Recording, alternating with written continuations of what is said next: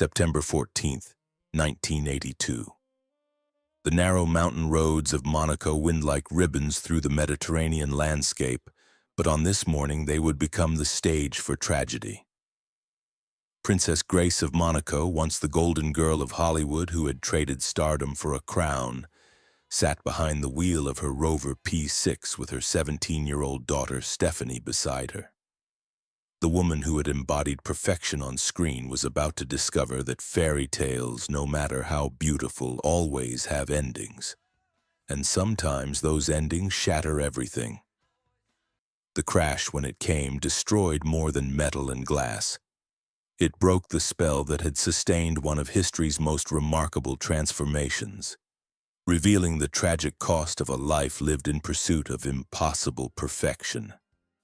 In the twisted wreckage on that cliffside road, Grace Kelly's extraordinary journey from Philadelphia socialite to Hollywood icon to European royalty reached its devastating conclusion.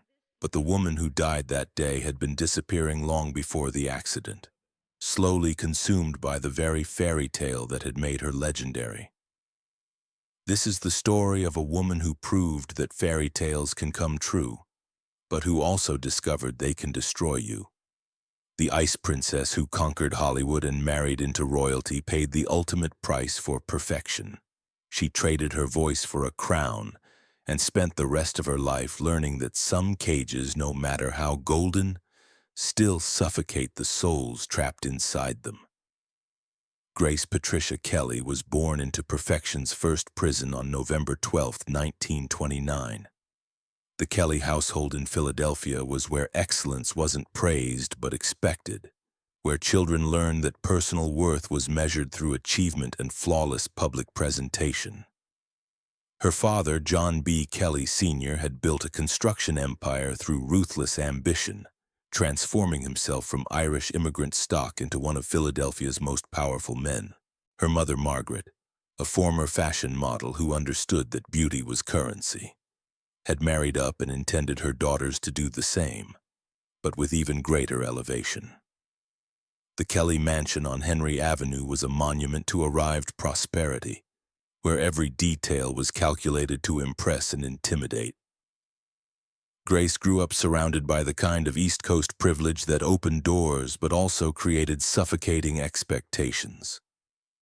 The family's social calendar was a military campaign of strategic appearances, charity galas, and networking events where the Kelly children were displayed like trophies of their parents' success. Even within this rarefied world of mainline society, Grace was different. While her siblings, particularly her brother Kel Jr., the future Olympic rower, embraced the competitive athletics and aggressive social positioning that characterized Kelly family life, Grace seemed to glide through situations with an otherworldly poise that both fascinated and unsettled those around her. It was a cool, controlled beauty that suggested depths no one could quite fathom, the first hint of the ice princess who would later captivate millions. But that perfection came at a devastating price. Grace learned early that authentic emotion was dangerous, that spontaneity could shatter the careful image that kept the Kelly family's social machinery running smoothly. When she laughed too loudly or cried too openly, she would be quickly corrected by her mother's sharp glances or whispered reprimands. "Ladies don't make scenes, Grace," became the family motto that would haunt her for the rest of her life. The emotional restraint that would later be praised as sophisticated elegance was actually a form of psychological armor developed by a child who learned that love was conditional on perfect behavior. Grace's natural warmth and curiosity were gradually compressed into the narrow channels deemed appropriate for a Kelly daughter. Charity work, cultural appreciation, and the kind of decorative intelligence that made her an asset at dinner parties without threatening anyone's sense of masculine authority. When she discovered acting at Ravenhill Academy, it felt like finding oxygen after a lifetime of suffocation. On stage, she could finally be passionate, vulnerable, real. All the things that proper Philadelphia ladies were taught to conceal behind masks of perpetual composure. Drama class became her refuge, the one place where authentic feeling was not just permitted but required.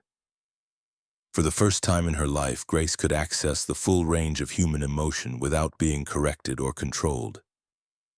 But her theatrical dreams met with immediate and devastating family resistance.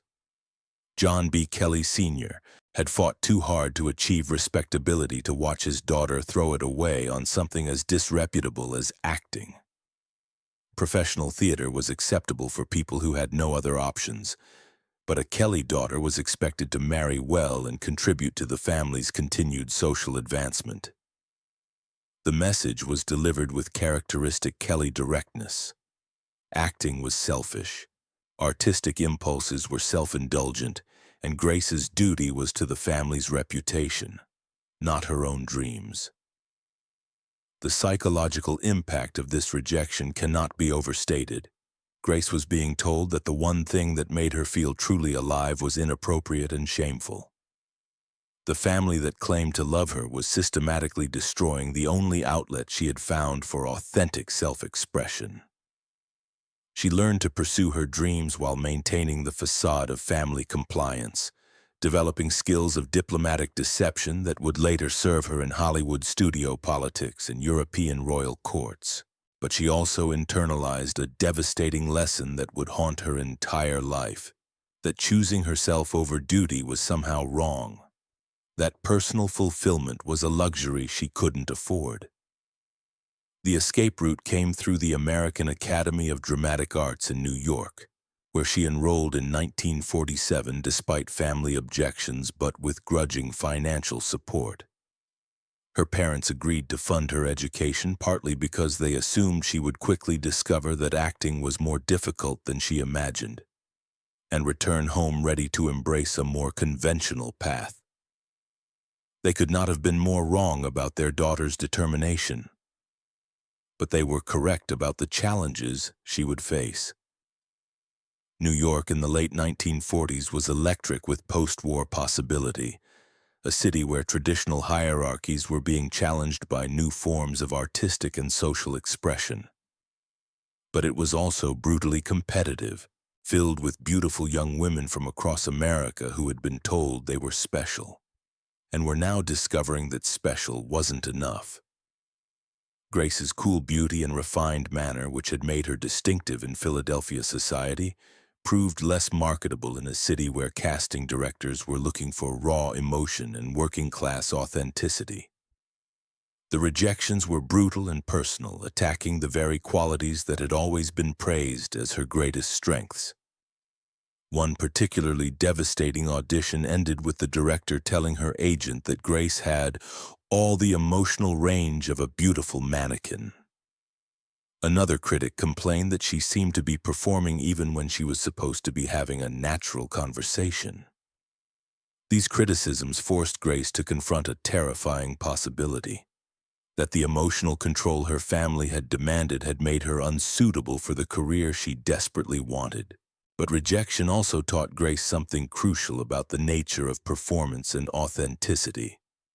Working with acting coaches who specialized in helping formally trained performers access more naturalistic styles, she began to understand that her supposed coldness could be an asset if properly channeled. Audiences were intrigued by performers who suggested hidden fires beneath composed surfaces, who made viewers work to discover the emotional truths that lay beneath perfect facades. The breakthrough, when it finally came, was through television, the new medium that was transforming entertainment in ways the established theater and film industries were still struggling to understand. Live television drama required performers who could convey complex emotional states through subtle facial expressions and vocal nuances, skills that Grace had been developing unconsciously her entire life. Her first significant television appearances revealed a performer of unusual intelligence and restraint, someone who could suggest volumes through the slightest gesture or change in expression. The television work led to modeling opportunities with photographers who immediately recognized Grace's unique photogenic qualities. Unlike other models who projected overt sexuality or girl-next-door appeal, Grace suggested something more mysterious, a woman with secrets, someone who might reveal hidden depths to those privileged enough to gain her trust. The fashion industry embraced her as the embodiment of sophisticated elegance, but Grace was careful to position modeling as a stepping stone rather than a destination. She understood instinctively that she had limited time to establish herself as a serious performer before her looks became more important than her talent. The modeling work also introduced Grace to New York's cultural elite, a world of artists, writers, and intellectuals who appreciated both her intelligence and her ambition. These connections would prove invaluable when Hollywood began to take notice of the striking young actress who was generating buzz in both television and fashion circles. But they also exposed Grace to lifestyles and attitudes that challenged everything she had been taught about proper behavior and social expectations. For the first time in her life, Grace encountered people who valued authenticity over appearance, who celebrated emotional honesty rather than demanding perfect control. The bohemian circle she moved through in New York offered glimpses of what life might be like if she could escape the psychological constraints that had shaped her personality. But they also made her aware of how deeply those constraints had been internalized, how difficult it would be to access the kind of spontaneous emotional expression that seemed to come naturally to others. Hollywood discovered Grace Kelly through High Noon. But Hollywood also began the systematic process of transforming her into something she was never meant to be, a perfect commodity designed to fulfill the fantasies of mass audiences. The studio system of the early 1950s saw in her something unprecedented, a performer who combined classical beauty with contemporary intelligence, someone elegant enough for prestige productions, but accessible enough for popular entertainment. The initial liberation was intoxicating. After years of struggling for recognition, Grace was finally being celebrated for qualities that made her unique.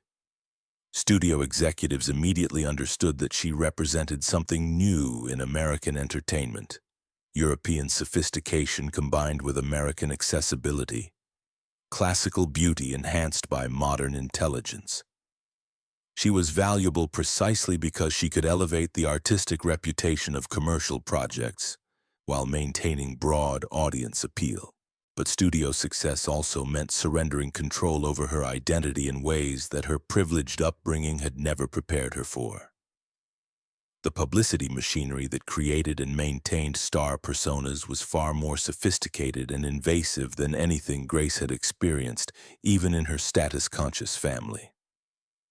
Every aspect of her background, relationships, and personality was carefully analyzed and often completely rewritten to serve the needs of her marketable image. The real Grace Kelly, intellectually curious, sometimes moody, fiercely competitive, was gradually replaced by a public persona that emphasized her princess-like qualities while carefully editing out anything that might complicate her commercial appeal.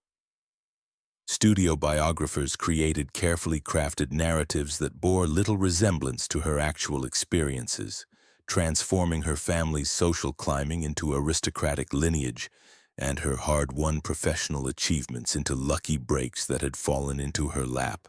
More insidiously, the studio system began to shape Grace's understanding of herself, convincing her that her value lay primarily in her ability to embody perfection, rather than in her talents as a performer or her intelligence as a person. The woman who had once sought acting as a form of authentic expression was being taught that her most important role was playing herself, or rather playing the idealized version of herself that the studio had created. The collaboration with Alfred Hitchcock revealed both Grace's extraordinary talent and the psychological cost of her pursuit of perfection. Hitchcock famously declared her his perfect heroine, recognizing that she could embody both elegance and psychological complexity in ways that few performers could manage. In Rear Window and To Catch a Thief, Grace created characters who were simultaneously ice queens and hidden fires, women who maintained composed exteriors while harboring secret depths and desires. But Hitchcock also understood something troubling about Grace's relationship to her own emotions. Her greatest strength as a performer, her ability to suggest hidden feelings beneath controlled surfaces, came from genuine psychological realities she was reluctant to explore fully. The ice princess persona that made her so compelling on screen was also a form of emotional protection that isolated her from the very experiences that might have enriched her performances and her life. During the making of Rear Window, Hitchcock observed that Grace seemed more comfortable and alive when she was in character than when she was being herself. The woman who could convey complex emotional states through Lisa Fremont seemed to struggle with spontaneous personal expression during breaks in filming.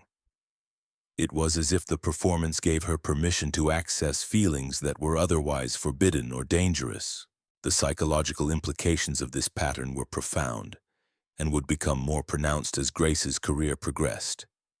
She was becoming increasingly dependent on the structure of performance to access authentic emotion, while her capacity for spontaneous personal expression continued to atrophy. The skills that made her a great actress were simultaneously making it more difficult for her to live as a complete human being. To Catch a Thief proved prophetic in ways that no one could have anticipated at the time. The film's location shooting on the French Riviera introduced Grace to European society and ultimately to Prince Rainier III of Monaco. But more than just a romantic meeting, her time in France exposed her to different models of sophistication and elegance that challenged American assumptions about celebrity and social position. European nobility operated according to different rules than Hollywood stardom or Philadelphia society. There was an emphasis on tradition and protocol that appealed to Grace's need for structure, but also a respect for culture and intelligence that seemed to offer more substance than the celebrity machinery she had become part of. The aristocrats and intellectuals she met during the filming were impressed by her intelligence and genuine curiosity about art and literature, treating her as a person of substance rather than merely a beautiful face. The encounter with Prince Rainier at the 1955 Cannes Film Festival was arranged as a publicity stunt, but became something far more significant. The meeting was supposed to be a brief photo opportunity between Hollywood royalty and actual royalty, but the conversation that was meant to last 15 minutes extended to several hours. Rainier was intelligent, cultured, and genuinely interested in Grace's thoughts and opinions rather than just her appearance or celebrity status. For Grace, the encounter offered something she had been seeking her entire life: recognition and respect that wasn't dependent on performance or appearance. Rainier appreciated her intelligence and saw her fame as an asset that could benefit Monaco, but he also seemed to value her as a person rather than as a commodity. The correspondence that developed between them over the following months revealed a woman hungry for intellectual connection and emotional authenticity that her Hollywood career had been unable to provide. But the relationship also represented a fundamental choice between competing visions of her future. Hollywood offered continued artistic growth and professional recognition, but within a system that increasingly treated her as a valuable but ultimately replaceable asset. Monaco promised social position and personal meaning, but within structures that would require her to abandon the career that had given her identity and purpose. The choice, when it finally had to be made, was presented to the public as the ultimate fairy tale, the movie star becoming a real princess. The media coverage of their engagement portrayed it as proof that Hollywood dreams could literally come true, that beauty and talent could be transformed into actual nobility. But for Grace, the decision represented something more complex and ultimately tragic, trading one form of performance for another that would prove even more constraining. The engagement period revealed the magnitude of what Grace was giving up and the weight of what she was taking on. Hollywood colleagues and friends expressed bewilderment that she would abandon her career at its peak for what seemed to them like a gilded cage. But Grace was also beginning to understand that royal life would require even more careful management of her image and behavior than her film career had demanded. The protocols and expectations of European royalty were more rigid and comprehensive than anything she had experienced in her family or in Hollywood. Every aspect of her future existence would be governed by tradition and precedent, from her clothing choices to her public statements to the causes she could support. The spontaneity and creative freedom that had attracted her to acting in the first place would be completely eliminated in favor of ceremonial duties that offered little personal satisfaction. The wedding of the century on April 19, 1956, transformed Monaco into the center of international attention, with the ceremony broadcast to an estimated 30 million viewers worldwide. Grace's Helen Rose wedding dress became instantly iconic, a masterpiece of silk, lace, and royal protocol that set standards for bridal fashion that endure to this day. The visual spectacle was unprecedented, creating the template for modern royal weddings as global media events. But the wedding also marked a transformation that was both triumphant and tragic. The woman who stepped onto the cathedral balcony to wave to the crowds below was technically the same person who had captivated audiences in High Noon and Rear Window, but she was also someone fundamentally different. Grace Kelly, the actress, had died that day, replaced by Princess Grace of Monaco, a performer who would never again be allowed to step out of character. The honeymoon period, both literal and metaphorical, seemed to justify the fairy tale narrative that the world had embraced. Grace threw herself into learning the complex protocols and languages required for her new role, approaching royal duties with the same professionalism she had brought to her film performances. Her intelligence and natural elegance made her an immediate asset to Rainier's efforts to modernize and internationalize Monaco. But the constraints of royal life also began to reveal themselves in ways that Grace had not fully anticipated.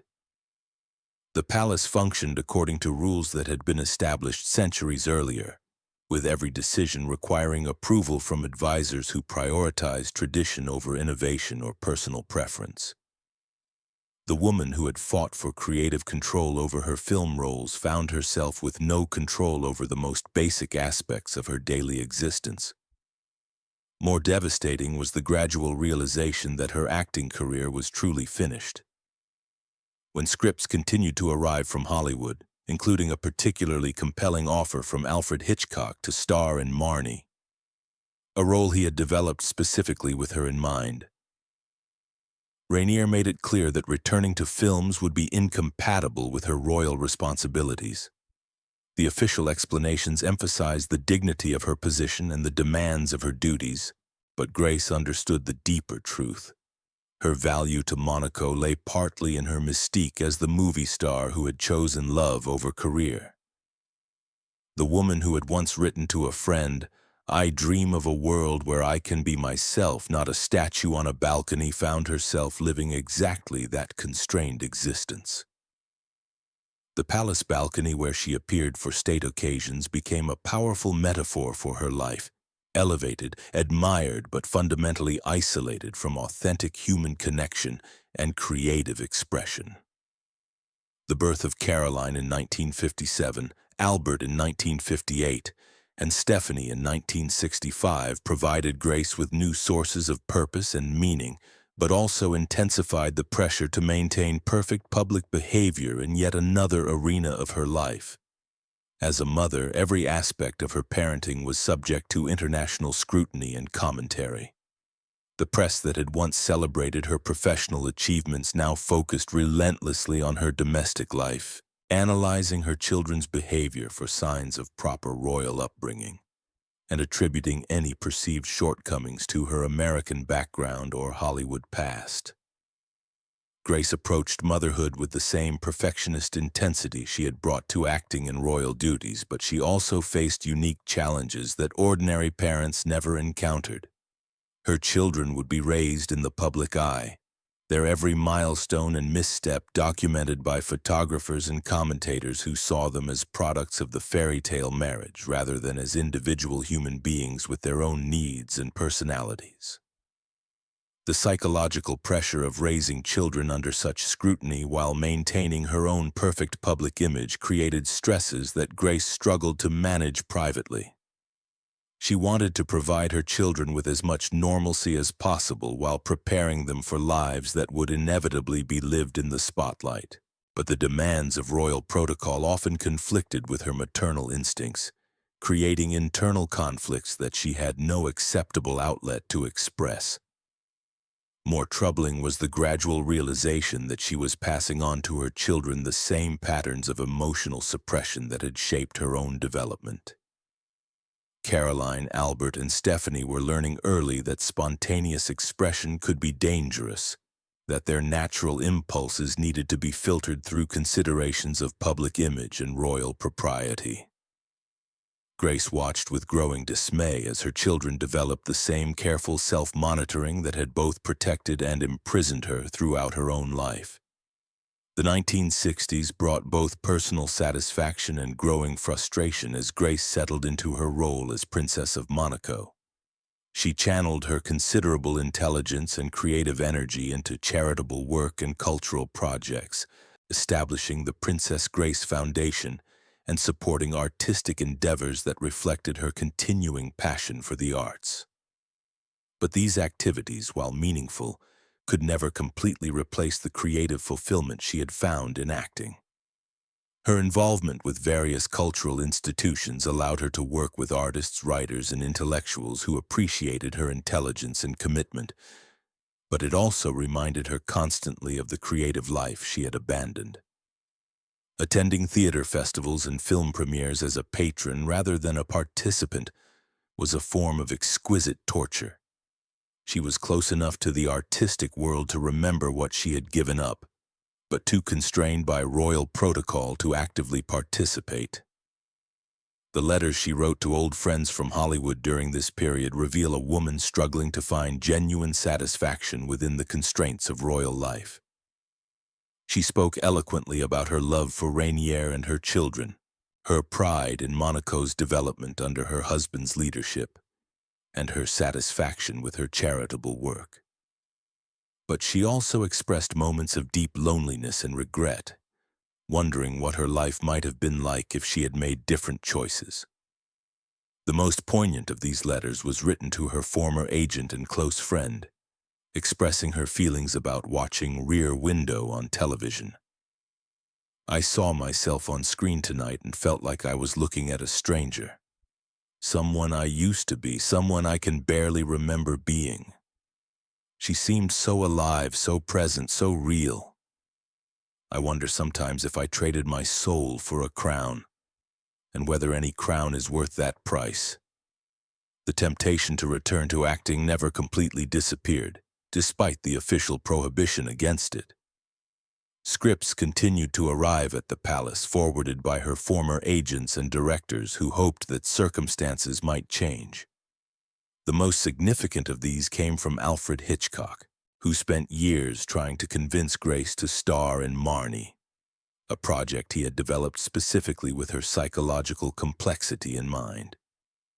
The role would have been perfect for Grace, a complex, troubled woman hiding behind a facade of respectability, struggling with psychological demons that she couldn't acknowledge or express. Hitchcock understood that the character would allow Grace to explore aspects of her own personality that royal life had forced her to suppress. But each time Grace showed serious interest in the project, she encountered resistance from Rainier and the Monaco court that made participation impossible. The official explanations always emphasized her royal duties and the dignity of her position. But Grace understood the deeper truth. Her value to Monaco lay partly in her mystique as the movie star who had chosen love over career. Actually, returning to acting would complicate that narrative and potentially diminish her effectiveness as a symbol of Monaco's sophistication and international prestige. The frustration of being permanently denied the career she loved created psychological pressures that Grace struggled to manage privately. Friends from her Hollywood years who visited Monaco noted subtle but significant changes in her personality during the late 1960s and early 1970s. She was still gracious, intelligent, and stunningly beautiful, but there was an underlying sadness that hadn't been present during her acting career. The woman who had once been energized by creative challenges was now sustained primarily by duty and protocol. The isolation was intensified by the formal nature of royal social interactions. Even private dinner parties at the palace were governed by protocol and precedent, making genuine intimacy nearly impossible. Grace found herself performing even in supposedly relaxed social settings, always conscious that every word and gesture would be analyzed for its appropriateness and potential impact on Monaco's reputation. The 1970s brought new challenges as Grace's children entered adolescence and began asserting their independence in ways that often conflicted with royal expectations.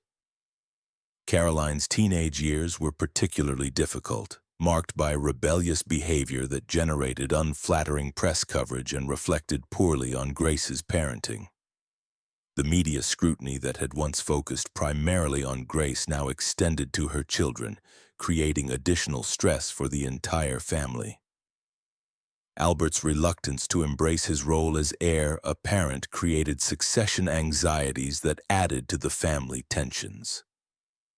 Unlike his father, who had been born to royal expectations, Albert had watched his mother sacrifice her career for the crown and was understandably ambivalent about accepting similar constraints on his own life. Grace found herself in the difficult position of trying to prepare her son for responsibilities that she privately questioned while maintaining public support for the institution she represented. Most challenging was Stephanie, Grace's youngest daughter, who inherited both her mother's beauty and her rebellious spirit. Stephanie's determination to pursue her own interests regardless of royal protocol reminded Grace painfully of her own younger self, but also forced her to confront the ways that royal life had constrained her own development. The mother who tried to protect her daughter from making the same mistakes was also unconsciously encouraging the same spirit of independence that she had been forced to suppress in herself. Grace's relationship with Rainier also evolved during this period, moving from the romantic intensity of their courtship and early marriage to something more complex and sometimes strained. They remained devoted partners in their royal duties and loving parents to their children. But the pressures of public life and the constraints of their positions made intimate communication increasingly difficult. The man who had once appreciated Grace's intelligence and independence now sometimes seemed to value her more as Princess of Monaco than as the person he had fallen in love with. Grace began to feel that her primary worth to her husband lay in her ability to fulfill the ceremonial and social functions required by her position rather than in her qualities as an individual. The romantic correspondence that had sustained their courtship was replaced by practical discussions about schedules, protocol, and family obligations. The realization that even her most intimate relationship had become largely performative was perhaps the most devastating aspect of Grace's psychological deterioration during this period. She had given up her career partly for love, but the love that had justified that sacrifice was itself being constrained and formalized by the very institution it had created. The approaching 1980s found Grace increasingly reflective about the choices she had made and the life she had created. At 50, she was still universally admired, still effective in her royal role, still devoted to her family and charitable causes. But she was also painfully aware that the most creative and personally fulfilling period of her life was now decades in the past, and that the roles available to her going forward were essentially variations on the princess character she had been playing for 25 years. The woman who had once told interviewers that fairy tales can come true, but they can also end, was beginning to understand the prophetic nature of her own words.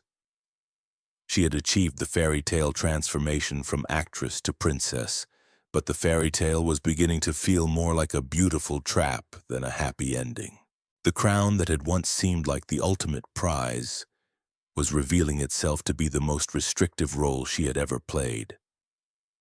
During this period, Grace began experiencing what her doctors would later describe as episodes of depression and anxiety that she was unable to acknowledge publicly or address directly. The perfect princess, who had never been allowed to show weakness, was suffering from the psychological effects of a lifetime spent suppressing authentic emotion in favor of public image. But the very constraints that were making her ill also prevented her from seeking the help she needed. The palace physician who treated Grace during her final years later wrote in his private journals about her condition. The princess presents a fascinating psychological case, a woman who has achieved everything the world considers success, but who seems to be dying inside from the very perfection that made her famous. She has become so skilled at being what others need her to be that she appears to have lost access to who she actually is. The irony was not lost on those closest to Grace. The woman who had been celebrated throughout her life for her poise and self-control was being destroyed by those very qualities. The Ice Princess, who had captivated audiences and conquered hearts, was slowly freezing to death inside her own perfect performance. September 13th, 1982 began like any other carefully regulated day in Grace's life. She planned to drive from their summer home to Monaco with Stephanie, who was scheduled to begin classes in Paris. The route along the winding mountain roads was familiar, a journey Grace had made countless times over her decades as Monaco's princess. But somewhere along that familiar path, Grace suffered what would later be determined as a minor stroke. The woman who had maintained perfect composure throughout decades of public performance finally encountered something that could not be managed through will and grace alone. The car plunged down the mountainside, rolling multiple times before coming to rest in a devastating tangle of metal and broken dreams. Stephanie survived, injured but alive. Grace did not. She died the following day at Monaco Hospital, her death marking the end of one of history's most remarkable transformations and its most tragic cost. The actress who had become a princess was gone, but the questions remained. Had the fairy tale been worth the sacrifice? Had she found fulfillment in her golden cage, or had she spent decades mourning the creative life she had abandoned? The funeral drew dignitaries and celebrities from around the world, mourning both Princess Grace of Monaco and Grace Kelly, the actress, two identities that had never been fully reconciled. She was eulogized as the perfect princess who had served her adopted country with dedication and grace. But the eulogies could not address the deeper tragedy, that she had spent her life performing roles written by others, never quite able to discover who she might have been if she had chosen herself instead. On those same mountain roads where Grace Kelly's fairy tale ended in twisted metal and shattered glass, tourists now drive carefully, many not knowing they pass the site where one of history's most beautiful dreams turned into its most poignant warning. The road has been improved, made safer, but it cannot erase the lesson written there in tire marks and tragedy. That even the most perfect fairy tales exact a price, and sometimes that price is everything. Grace Kelly proved that fairy tales can come true, but she also proved they can break you. Her legacy whispers still, a warning that echoes through the Mediterranean mountains. When you trade your voice for perfection, or the silence can last a lifetime. And sometimes, as those winding roads remind us still, the performance ends not with applause, but with the sound of dreams shattering against the very rocks where fairy tales go to die.